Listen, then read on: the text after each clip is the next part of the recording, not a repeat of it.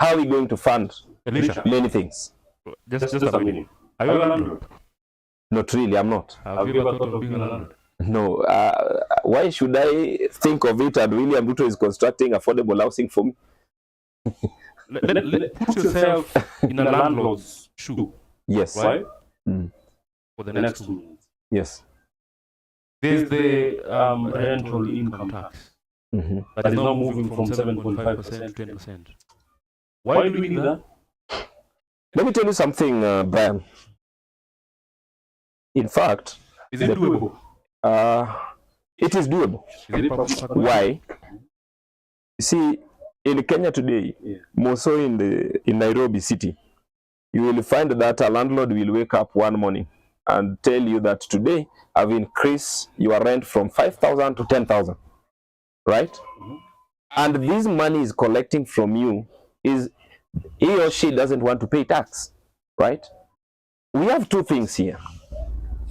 The government is constructing affordable housing. When you acquire one affordable housing, you will be paying smaller rent with an intention to own, right? But this other one, you are renting a house with the intention of paying rent, failure to pay rent, you will be kicked out, right?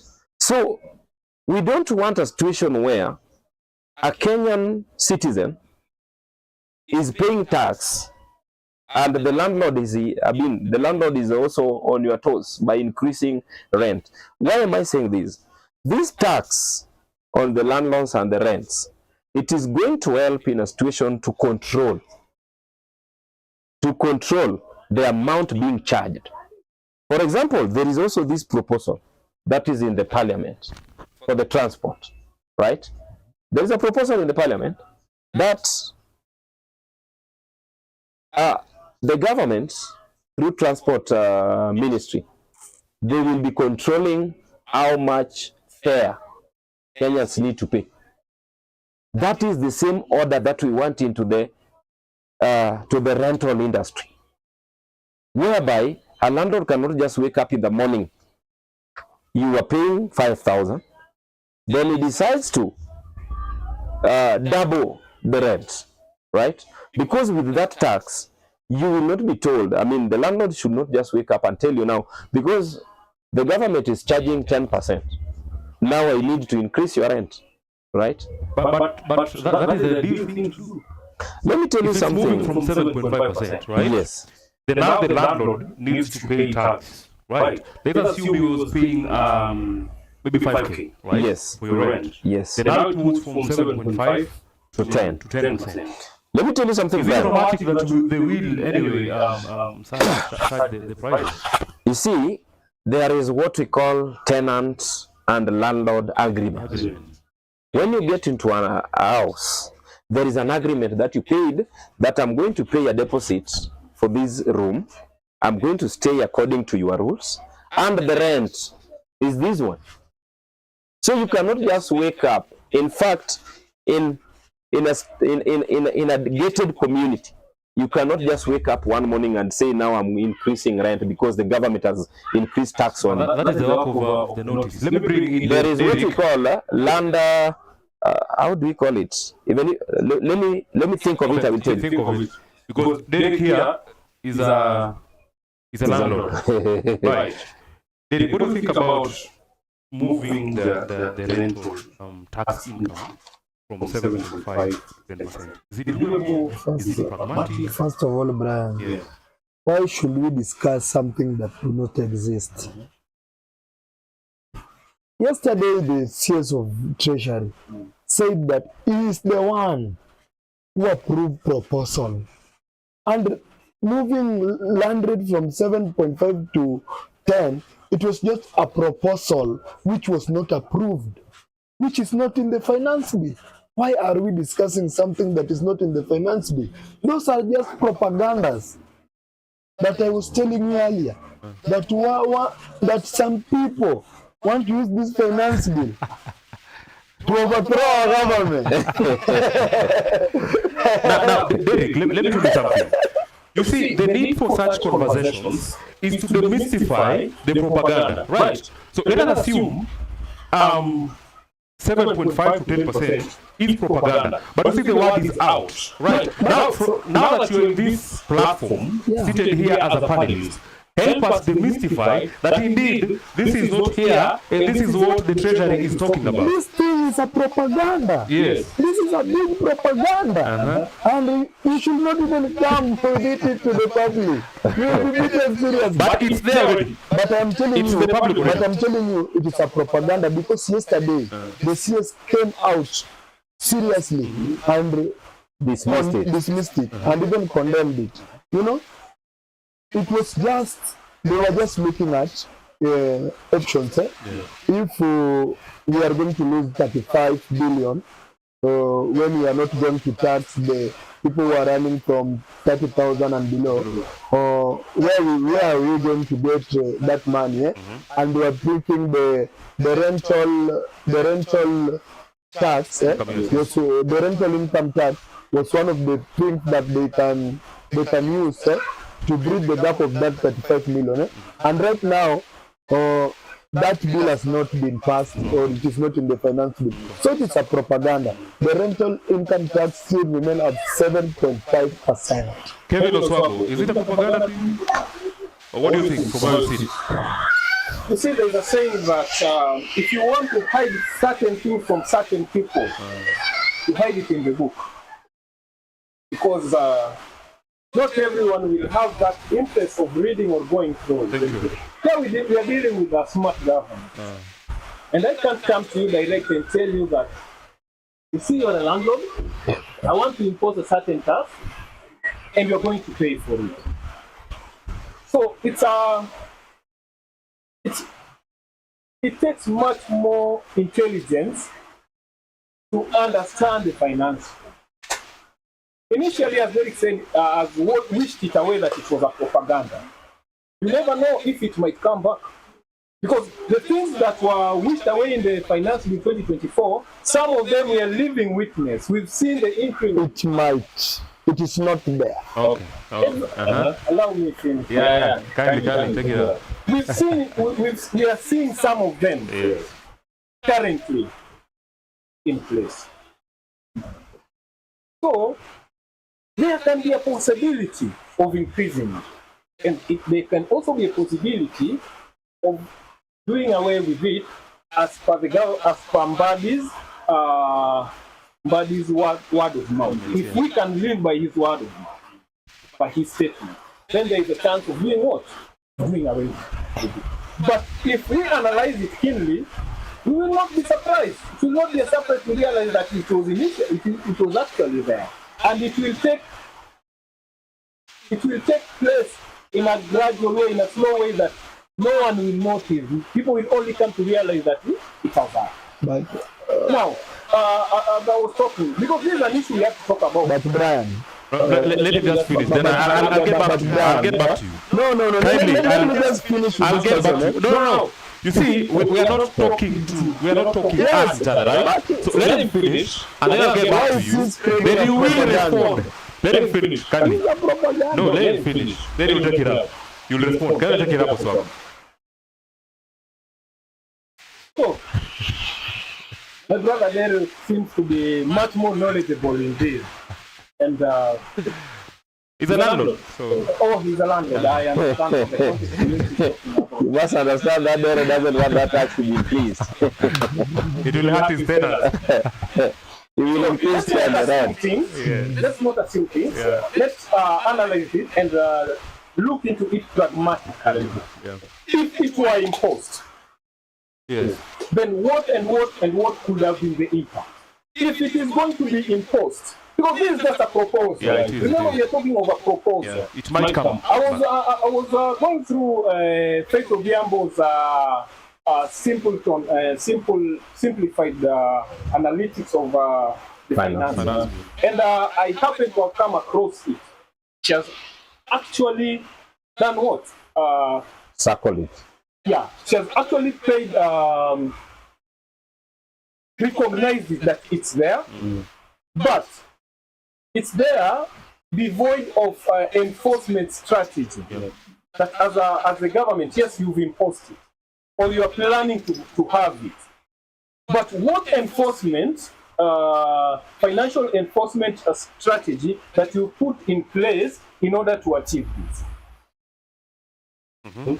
Are you getting? So there is a probability of it being there or it being not. For example, Mbadi came up if we are going by his words, and said that they as the government they were thinking, that was 2 months or 3 months ago, of reducing taxes from 50,000 to 30,000 earners should not pay tax. Yes.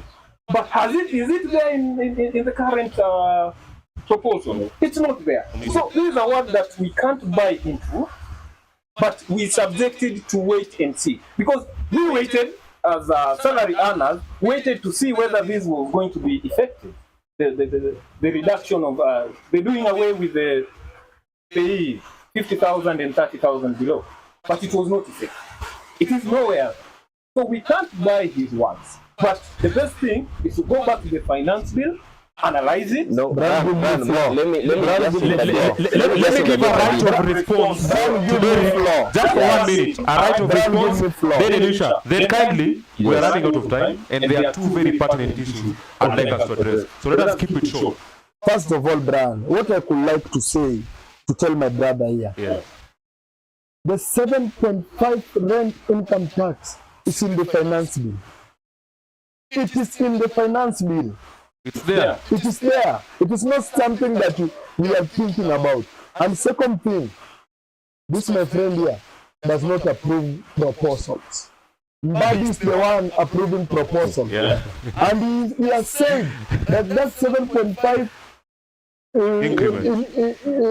rent income tax is there, and it is not going to be increased to 10. Okay. And Faith Obiambo was just trying to point out mistakes and whip emotions of Kenyans so that Kenyans can see that she's working. You know. Does she have a position? She was a former LSK president. So why is she proving that she's just working? looking for relevancy. Nice. Relevancy. And we want to tell these people like this. You know why the pay people, the pay thing is not in the finance bill, because public participation is still going on. And then the second thing, the government is looking at, if we are not going to tax these people, where are we going to get this 35 billion? That is why that thing is not in the finance bill. Nice. Okay. Thank you. Now, Brian, I wanted to tell my friend Oswago that in the beginning I said that we have 3 types of budgets. We have a balanced budget, whereby the revenue collected matches the government expenditure. Then we have also what we call surplus budget, whereby the revenue collected supersede the expenditure. We have also the deficit budget, whereby the budgeted amount does not match. We need to go out and look for funds to top up. That is the deficit budget. Now, Kenya has been running on a deficit budget since then. There is no single day that we have been having surplus or balance. Right? Now, there is no way government can just wake up one day and do away with a certain group of taxes. Then how are we going to match the deficit that we are going to have each and every financial year? So that is the reason as to why Waziri Mbadi said it yesterday. Is it yesterday or the day after yesterday? He said it clearly that it is something that he was considering to take it as a proposal in the parliament, right? So he was considering, if we remove this one, how are we going to, because that one was going to leave us with around 35 billion deficit. So he was checking on how we can get this 35 deficit so that we can fix it. Then again, you understand how things are being done in our republic today. You can just do it, you can do something which is of the benefit of few people, then people will, a certain group of people will move to court to stop it, right? Sorry. So that is the reason as to why Waziri said it clearly, that this issue of sorry, removing taxation from this clique of people must go through public participation, so that hear what Kenyans are saying. Because out of that, you must tell us, if we remove it, how are we going to get this 35 billion deficit? Thank you. Now, my brother, I have a prior knowledge of that.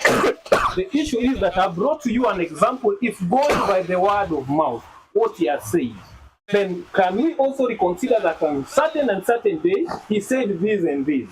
Is it there? That is what I was trying to do. Who prepares the budget? No way. There's nothing you're correcting me or telling me. No, who is preparing the budget? The fact is, if you are going by the word of mouth, then the 7.5 to 10%, there could also be probability of increment. That's the it. Brand, go to another. No, Thank you. Let me, Brand, a moment. Go to another. I want to Just tell a my, minute. In a minute. just a moment. Just a moment. Let me just rebuttal. Okay. I wanted to tell my friend here, Waziri is the one that prepares the budget. And approves. Is also the person that, after the collection of views, how we can do the finance bill, is the one who sits down with his experts and draft it and take it to parliament, right? When he came out and told us that the rent income tax is not there, believe it, it is not there, because he was coming from the knowledge of that finance bill, right? Again, remember, this bill is going to pass through our members of parliament. It is. Most of our members of parliament are landlords. So they are not going to accept these increments, right, in this finance bill. And I want also to tell Kenyans, let them not be misled. It is not the Waziri and the national government that passes the finance bill. If the finance bill is going to be impunitive to them, let them ask their members of parliament. Because it is their members of parliament who has the power to amend the finance bill, because the committees are in the house. Today the chair of budget is one member of parliament from Alego Songa, Atandi, Honorable Atandi. So if the members of parliament are going to read the finance bill in the first reading, second reading, and the third reading, and now it becomes a law, let them not blame the executive. They need to squarely blame their members of parliament. So that we need not to repeat the mistake that happened. Let us hold our members of parliament to accountable. Elisha. We tell them to read this thing fully. Elisha. Yes. Yes or no? Is it so wrong for landlords to pay taxes? It is not wrong. Is it wrong for there to be an increment from 7.5 to 10? Is it wrong? Yes or no? No increments, yes, in the 7.5 to 10%. Is it so wrong? It is not wrong. Thank you. Is it wrong for landlords to pay taxes? No, it is not. 7.5 to 10%. Is it wrong? No, yes or no? Kindly. Before we delve into the other issue, it's according to this situation right now, according to this situation right now, yes, it is a no. Okay. According to this situation right now. 7.5 to 10%. Is it realistic? I think you can't fixate me with that question. First, we have to understand the context. No. I think we just need a yes or no. 7.5 to 10. You can't fixate me on that. It is a yes or no. Okay. You see, from your point of view, Because as a tenant, I pay rent. It is a yes or no. that is a comment I've heard from our comment section. They're asking, I do want to ask what is so wrong with an increment from 7 to 5. I do want to ask that because we will delve into some explanations, right? And for the sake of the time that we have remaining, I want us to discuss two other pertinent issues, right? So 7.5 to 10%. Is it so wrong? For now, it is wrong. It is wrong. All right, thank you. Now, this is why we need so much time, talking about the finance bill. Because this is just a panel of three, but they're already disagreeing and they are agreeing. But again, that is the health benefit of having a candid conversation. All of you here are youths. We've seen a proposal, from what I saw, that there is a 25% tax on smartphones, if I'm not wrong. Derek, let me start with you. Is it fair to the youth? Do you feel like this is something that we need? Because what I read from somewhere is that the government is seeing this smartphone as an economic activity. You are a forex trader, and all of you are forex traders. You deal with millions of shillings, but you only work with this smartphone. So the government is thinking, how do we tax their smartphone upfront so that now we don't come for the millions of money that you people may make based on the forex, economic activity that you indulge in. Derek, what do you think about this? Brian, Is it a good one? what I want to tell you first of all is that people do not want to read this finance bill. Thank you. And they don't even want to understand it. They don't care. They don't care. The information that someone will come with, walking with on the street, is what they will go with. Okay. I want to tell you, this smartphone that people are saying right now, Yes. we used to pay a VAT of 16%. It was having a railway levy of 2%. It was having a excise duty tax of 10%. Yes. It was having an import duty tax of 25%, I think so. And there's another one tax, I think import what tax of 2.5%. If we add all those taxes, they are coming to 57.5%, I think so. So the government is saying this. Let us remove all of these taxes and let us remain with excess duty tax, which was 10%. Now let us increase it to 25%. Where's the problem there? Tell us, is it a good thing? It is a good thing. We are moving from 57% to 25%. Kwani, are you not seeing this thing? We are moving from 57% to something percent. The government is saying there's no need of you paying tax for something that you are not using, something that is in storage. Pay tax for something that you are using. Why are you paying tax for something that you are not using? Pay tax for something that you are now using it. Yeah, we are moving from 57% to 25%. Look at that difference. It's a difference of 22%. Huh? It's a difference of 32%. And people are still crying. Wise man, you are forex trader? No, I'm not into Okay. What do you think about it? Be pragmatic. I only use it for M-Pesa. Thank you. Be pragmatic about it. The government thinks that we do a lot of things with this smartphone. But the issue we've been having is on tax evasion, whereby the youth is making millions of shillings, but none of them are paying taxes. So why don't we think of moving it from 10 to 25%? Is it pragmatic? Does it make sense? Of course, it is pragmatic. If we can go by Derek's understanding, Let us go by yours. his kindly. context, Yes, let us go by yours. then it is pragmatic. But If by my own understanding, okay, before I took my cup of tea, I came across this businessman called Dodote. Ted Dodote. Yes. Yeah, Ted Dodote penned a very nice article, though. He is saying that his argument Yeah. that the government cannot tax its way to prosperity. By taxing the phone, mobile phone by 25% is going to reduce, lower what is called productivity. Productivity in way connectivity. That is the exact word he used. Okay. It's going to reduce what is called connectivity. It's going to increase the amount, according to his understanding, of buying, and it's going to increase accessibility. It's going to lower the accessibility of the phone. People are not going to access it easily because it's expensive. Okay. Now, having in mind that the phone is no longer a luxury in the country. Thank you. It's a survival tool. It's a production tool.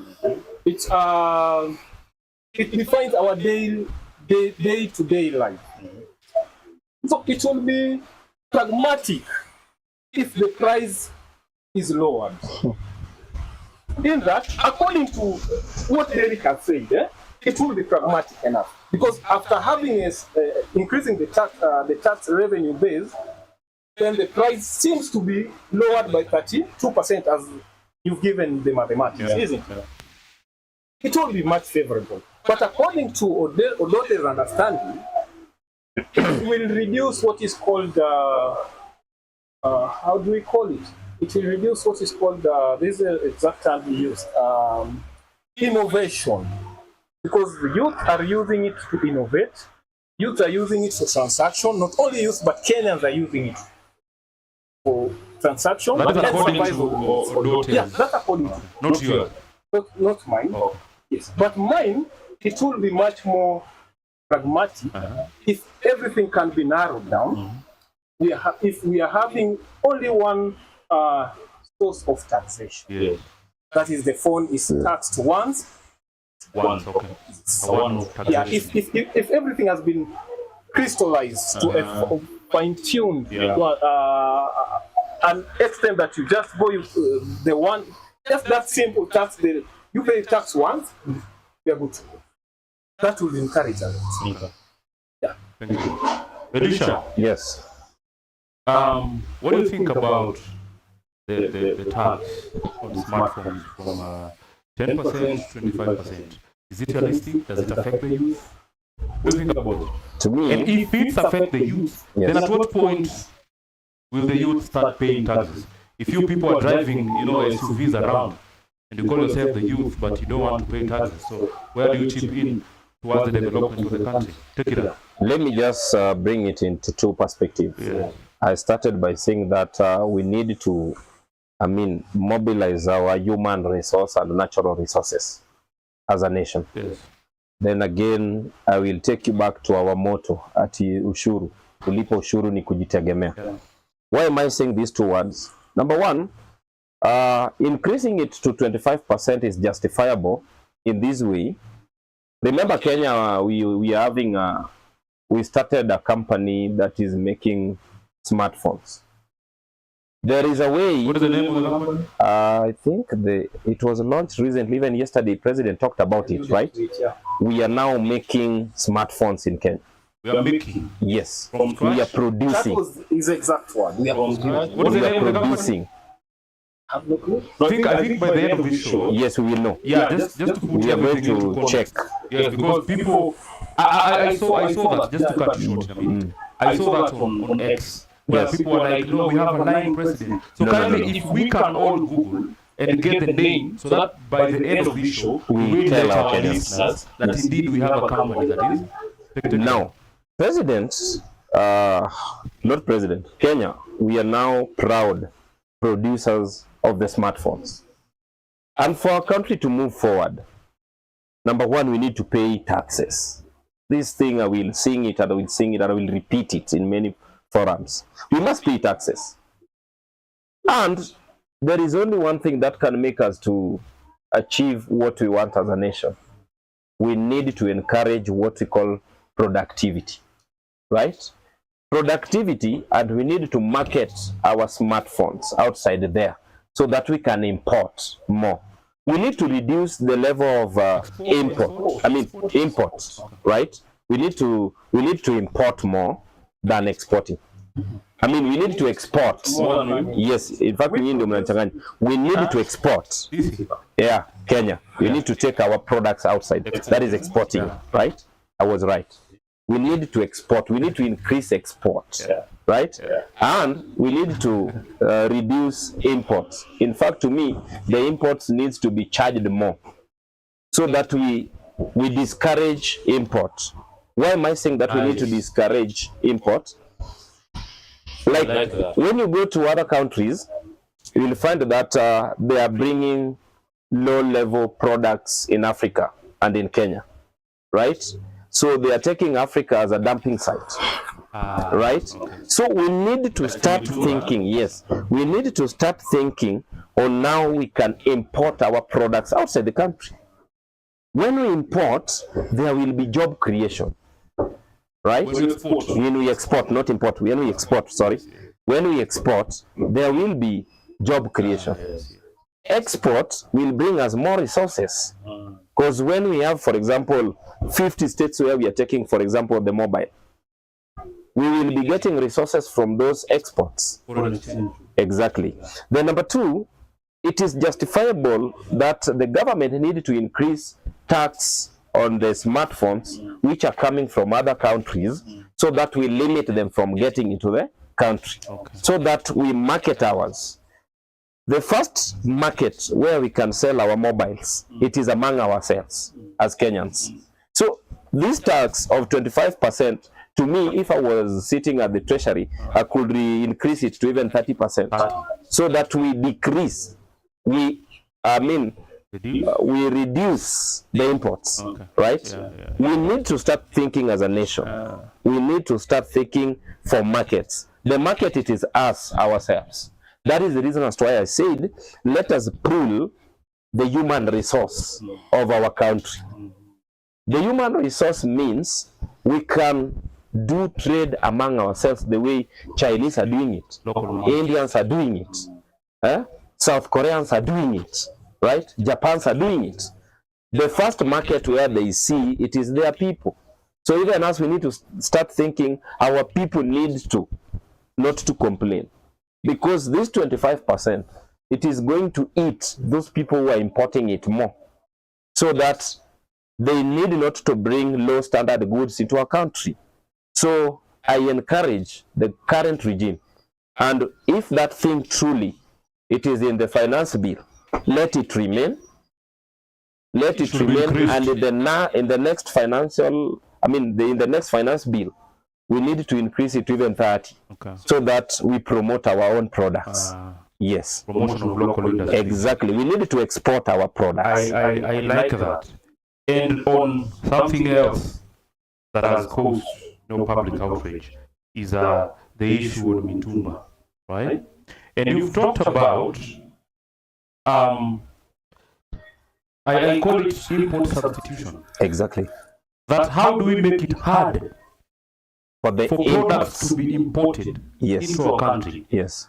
That one here is localizing, our industries, and that is industrialization, because that is also how Singapore catapulted to, a first world, right? So somebody somewhere was also talking of Mitumba and this tax as something plausible, in the sense of, why don't we restrain Mitumba from getting in, so that now we can have a situation of, getting our industries, our textile and our cotton industries back on track, so that Kenya can also produce more than it consumes. What do you take about Mitumba and the 5% taxation on it? Let me tell you something.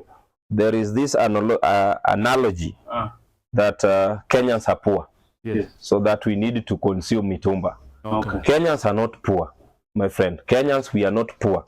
It is just the mentality and the perception that we are poor. Yes. And if you believe that you are poor, you will remain poor, my friend. You need to start thinking that I'm not poor. Why am I saying this? When you go to Dubai, there is two types of malls. There is mall for the rich people. Okay. And there is mall for poor people, right? Now, the mall for poor people is where these people, the traders, you see these suits, they are calling them the Turkey suits, the German suits. Okay. These things, they are getting them from Dubai. Now, they are going to these poor people malls. They buy them at a cheaper price. Then they come back to Kenya. You can get it. I was having one Mheshimiwa who told me, you see, he was asking me the shirt I'm wearing. How much can this shirt cost in Kenya?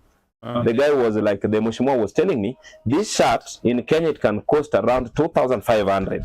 But in Dubai, it is around 300 bob, right?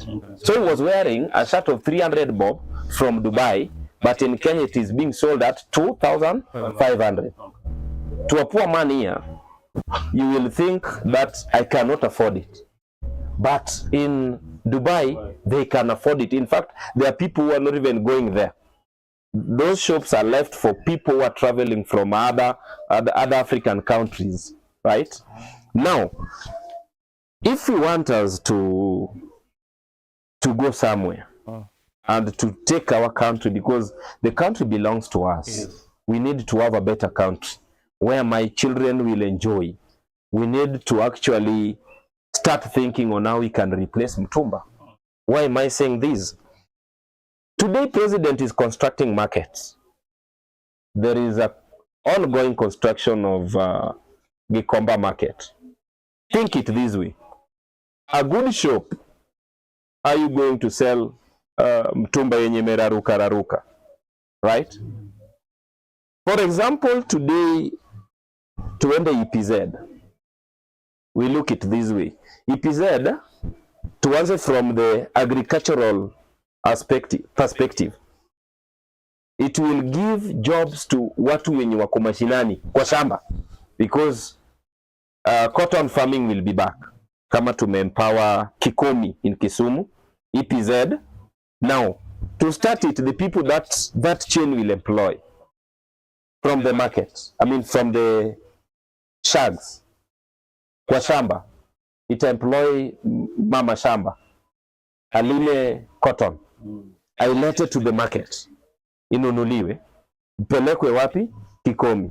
In fact, pelekwe from the processing do ikuwe kitu can be used in the Kikomi, right? You get it? It employ pale kwa shamba, kwa processing companies, then companies wapeleke Kikomi.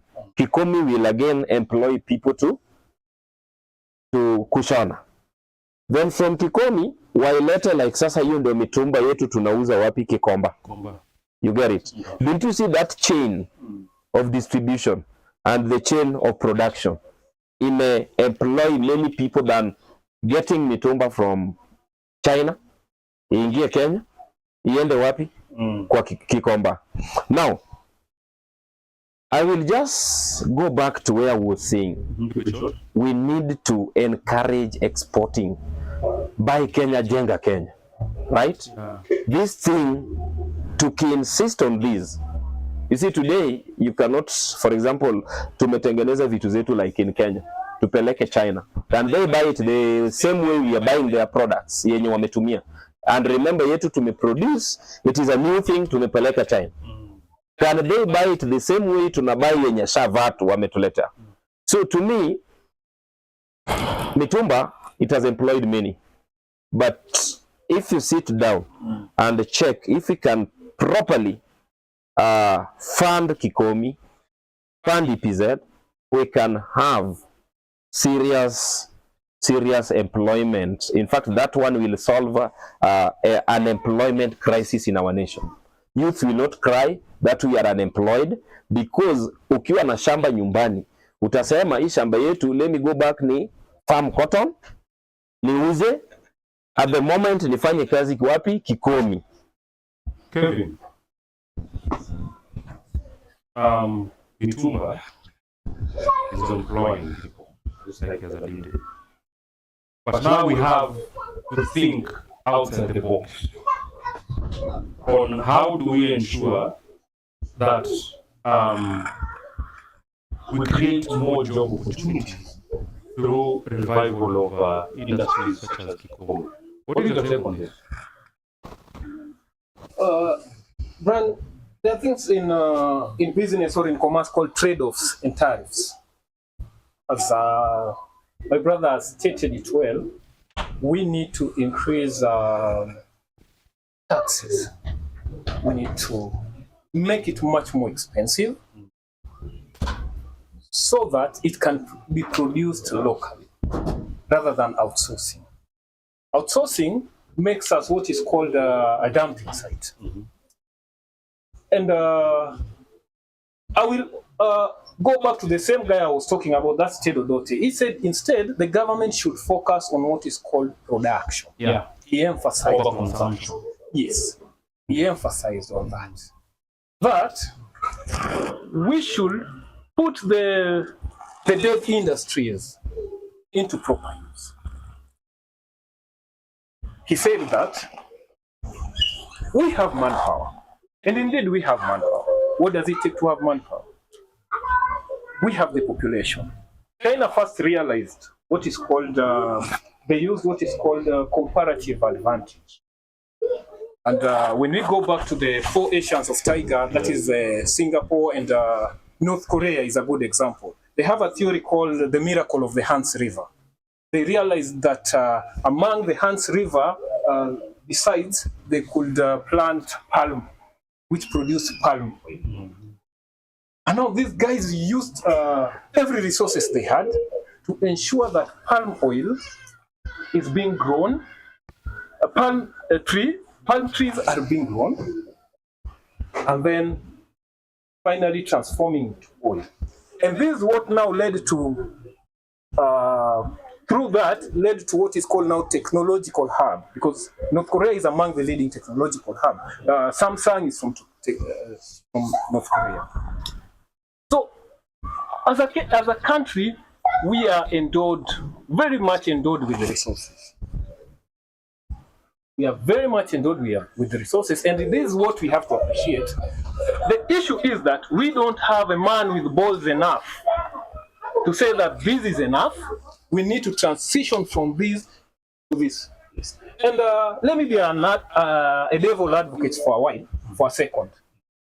Ruto has tried the best. And he has actually made that bold step. He has made the bold step and said, as a country, let's first focus on what is called TVET. And my brother Dero is an ambassador of TVET. He knows, he is much more versed with this information. Yes, so he will explain it in detail. So he has ensured that at least we have TVET in every constituency. This will lead to what is called professionalism, where people are trained on different aspects, skills and division of labor. This will in turn lead us to producing, enable us to produce quality products for our own consumption, as you are saying. Because we only export when we have surplus. So first we have to make sure that our market is well fed, and we are well fed enough and at affordable prices. From there is when now we Demand and supply. yes, the law of demand and supply. So at the end of the day, the best we can do, Kenya as a country has potential, because in Kisumu we had there is a cotton growing region, especially in the Nyanza region. Cotton thrives well. But the only issue that we have in the government, that currently we have, that we are facing, and it's something that we are not likely to get to the end of it until we find someone with a vision to do it, is corruption. If this can be tackled down, because you realize the factors of production is quite expensive in this country, more than any other thing. Things like electricity, because these are the factors of production. Infrastructure-wise, our good president is trying, by the way, is ensuring that we have a proper infrastructure, because these are the factors. Infrastructure necessitates trade, and trade now allows goods to move in the market, consumer ability. So he is trying, and we applaud him for that. That each and every constituency, we are seeing infrastructure, we are seeing TVET for professionalism. Now what we expect to venture into is now production. Mr. President, if you can hear me, let's now focus on what is called production, because we have the skilled manpower, the technical know-how. We can outsource 2 or 3 professionals to come and teach on our TVETs in our universities. Then we get to the right direction. That is how the Singapore dream will be achieved. Thank you. Let me add something just before. a minute to be fair to him, then now I'll give each one maybe a minute or so, just to wind up, because time is on our side too. Derek, the drafters of Vision 2030 were very categorical that for Kenya to move forward from the level it is, then we must prioritize production over consumption. My two brothers here have argued that indeed we have to do away with the imports, including mitumba. What you're wearing might be mitumba, I don't know, you know better. Do you think it is a good strategy? Do you think the time is nigh that we initiated this conversation? I want to disagree with my two brothers. We cannot do elimination when the basics are not right. Let us argue on that point. We cannot do elimination when the basics are not right. My brother is lying. He's lying. Yeah. Okay. We have a big population of youths who are unskilled. Let us go to reality. We are not here to make other people. Let us move. Let us move from theory thing. Now let us go to the reality of our nation. Go to Siaya. The cotton ginnery is not working. The cotton farms are dead. Now we want to eliminate when even the cotton is not there. Our TVETs, let's say the one who are in the national level, and those ones who are only like Kinyanjui, those ones who are not going to the national level, they're the ones who are doing proper production. Okay. They're doing proper production, and even their items are not in the market. You see that? The items are not in the market. Why? Have you ever seen any item of Kisumu Polytechnic in a supermarket? What is the issue? Is it a policy issue? I don't know. But now that's why I was telling you, we cannot eliminate when the basics are not right. We must get our basic rights. First of all, by ensuring our TVETs are doing proper production. The cotton ginnery in Siaya and the Nyanza region breathes again. Okay. Kikomi breathes again. Okay. You know. Second thing, our people are complaining. Do we know the people who are going to do the production? Do they know the taste and preference of our people?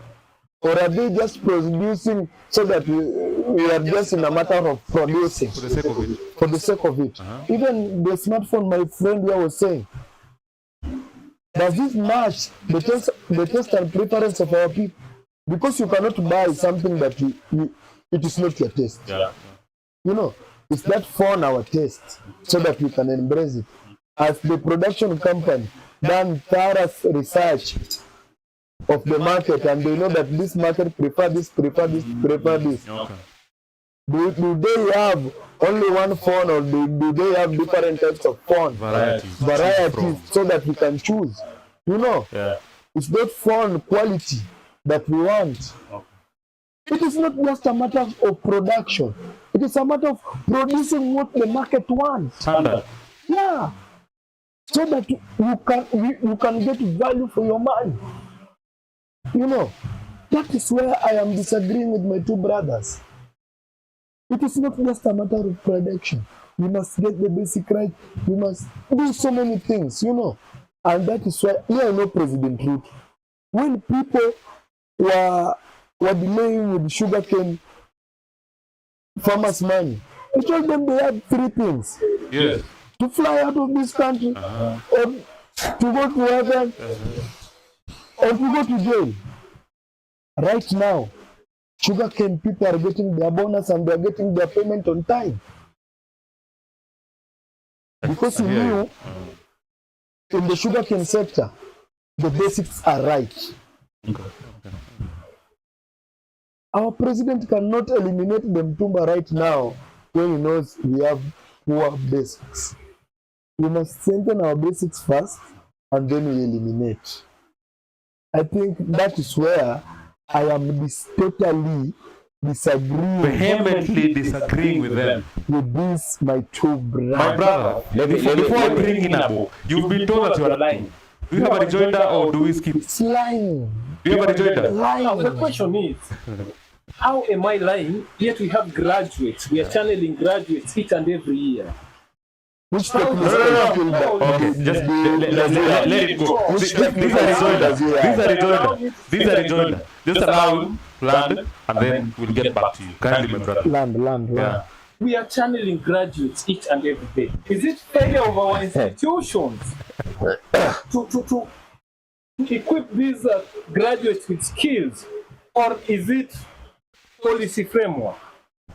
Because I cannot be lying. Yet we have educated people in our midst. We have graduates. Where are they? Because someone must go through a certain through education system in order to be called qualified. Now, skills comes out of being taken from that. Skills can be learned. It can also be acquired. Are you getting? For example, things like farming cotton. Does it need rocket science for someone to farm? It needs just enterprise, just watching, and then you do it. That's already under skill. He's able to do it. What we lack as youth is the willingness, the goodwill of doing 1, 2, 3. And also, we need also to blame our education system because we've seen our engineers now and then buildings are coming down to an extent that now we employ Chinese to come and do our. So it's the problem within our institutions, but outside, as we look at things, because we are channeling out graduates, means we have skilled people.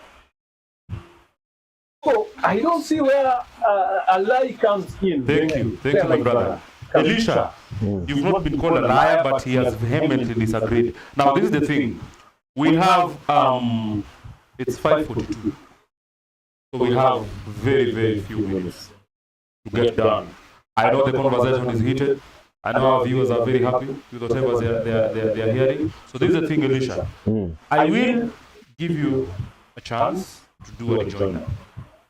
But kindly, as you wind up, I'd like you to tell us, from your point of view, who are the winners and the losers of this Finance Bill 2026 and what we should do moving forward to ensure that we speak as a people. Right? So kindly do that. Then in 1 minute, tell us who are the winners and the losers, and then you wind up. Let me just tell you on the last question before I do a rejoinder. The losers of the finance bill are the people who don't want to pay tax. The winners of the finance bill that is coming, if passed in the parliament, are the Kenyans who are paying taxes and seeing the result of their taxes. Like us, who are seeing the result of Talanta Ela. We are seeing the result of Mai Mahiu Road that is going to be constructed, the Rironi Mau Summit, the ring road that President is doing in Migori, the airstrip that is being constructed in Migori, and the fish factory that the President is going to construct along ring roads from Migori to Busia. And the people who have witnessed the danger of Nithi Bridge, the people who have used, or the people who have been marginalized in this community for long, those are the winners of this budget that is going to be read, I think, in June. So those are the winners. The losers are the people who tend to believe, or they were believing that the projects should go to their regions by excluding others. Number two, the people who doesn't want to pay taxes in our country. Those are the losers, and the winners are the people who are seeing developments. Now, I wanted to inform Derek here. He's an ambassador. Just in a minute, eh? Yes. Okay. He's an ambassador of TVET. Yesterday, our president, William Ruto, told Africa that it is high time now we start thinking on how we can change our education system.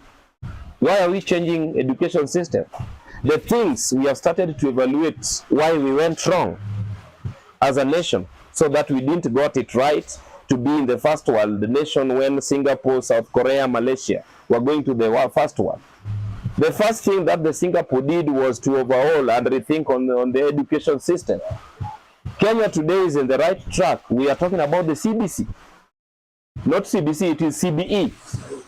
CBE, it is a kind of an education system that tends to nurture the talents of our people. And that is the reason as to why we are encouraging more skills to be gotten from the TVETs, right? It is high time that we need to tell our youth, a university degree does not automatically qualify you for a job, right?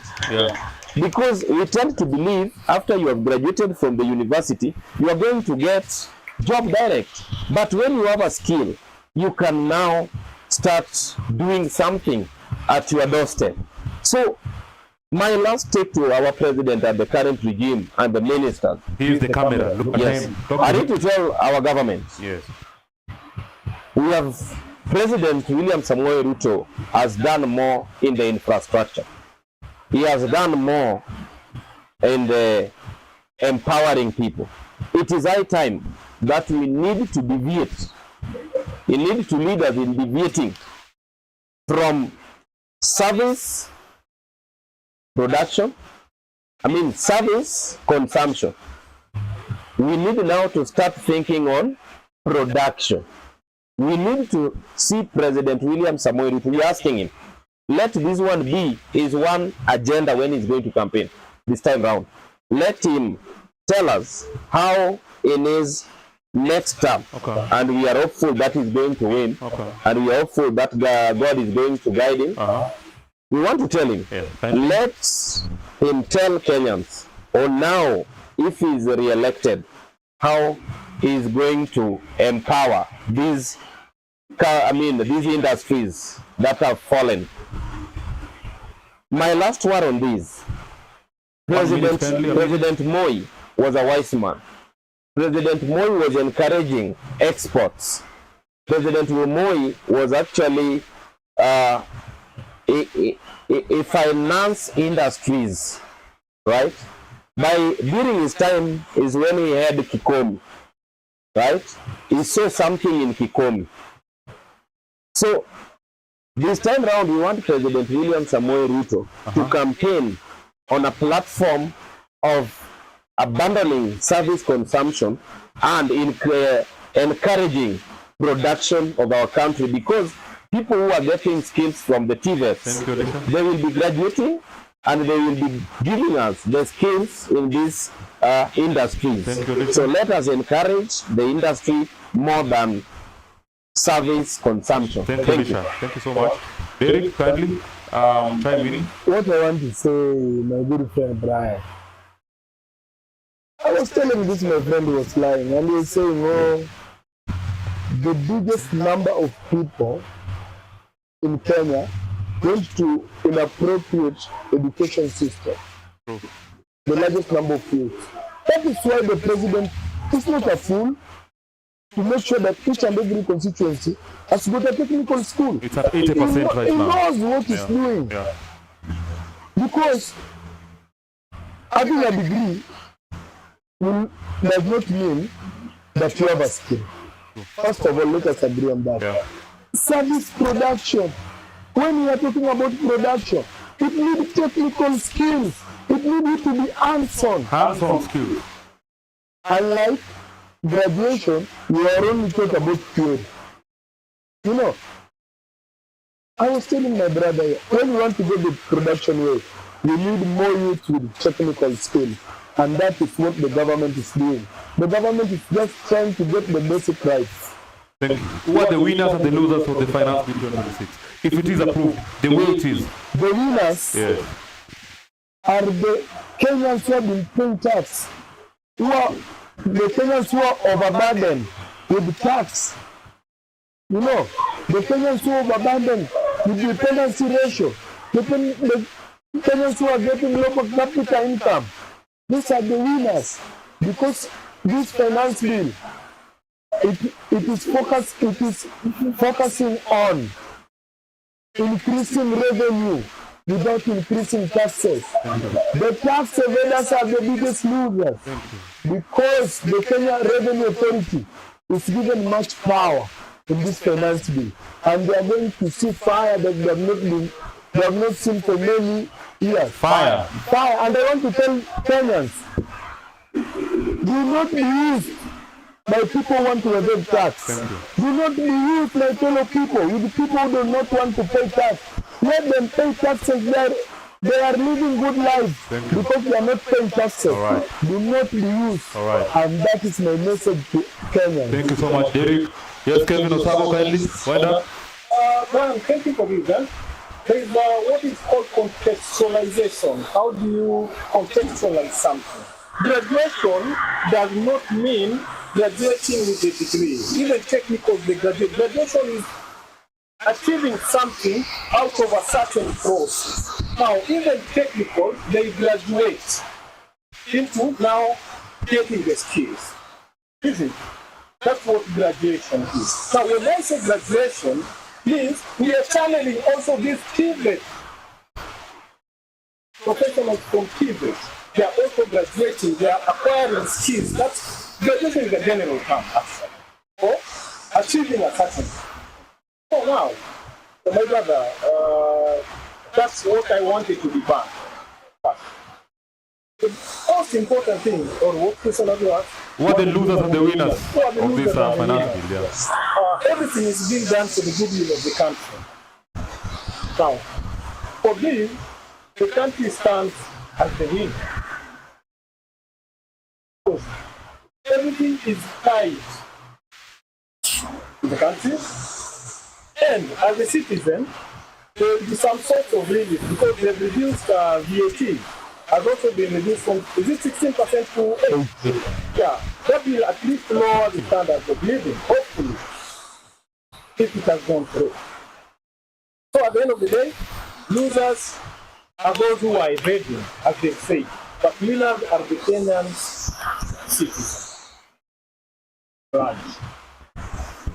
So what was it ushuru? What was it But my president, here's a message to you. Hear the camera kindly. It's high time you tackle the corruption in the government once and for all. You are a man you believe in, who has the ball, who is bold enough to stand firm. We need to see corruption eliminated. And more money should be pumped to technical colleges to equip our youth with skills, and more so far to enable us now begin what is called production. So that is the only way, that is the only channel that will lead us to attain the Singaporean dream. I rest my case. Corruption should be decimated. The winners are the taxpayers and the Kenyans in general. The losers are the tax evaders. Thank you so much, ladies and gentlemen. That has been quite a conversation. Special thanks to Book over here. Special thanks to Derek Otieno. Special thanks to Wiseman, Kevin Oswago. This has been a panel that has tried to delve into the issues on Finance Bill 2026. We can talk and talk and talk because actually we've not touched on all the clauses. This is why we are appealing to the viewers and to the listeners.